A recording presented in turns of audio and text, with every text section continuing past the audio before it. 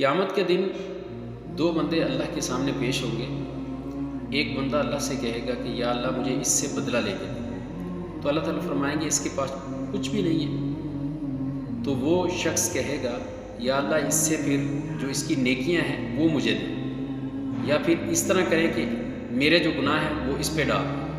تو اللہ تعالیٰ فرمائیں گے کہ تم اپنے اس بھائی کو معاف کرو۔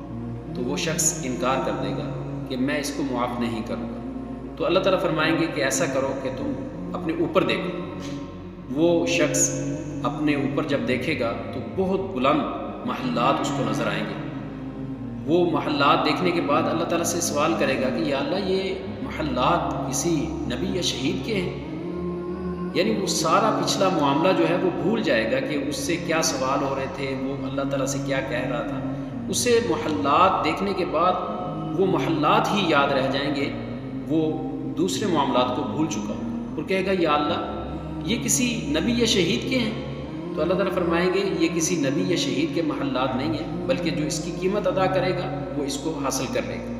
تو وہ شخص اللہ تعالیٰ سے کہے گا کہ یا اللہ پھر اس کی قیمت بتائیے کہ اس کی قیمت کیا ہے۔ تو اللہ تعالیٰ فرمائیں گے وہی معاملہ کہ تو اپنے بھائی کو معاف کر دے۔ وہ بندہ فوراً اپنے بھائی کو معاف کر دے گا اور محلات کی طرف چلنا شروع کر دے گا۔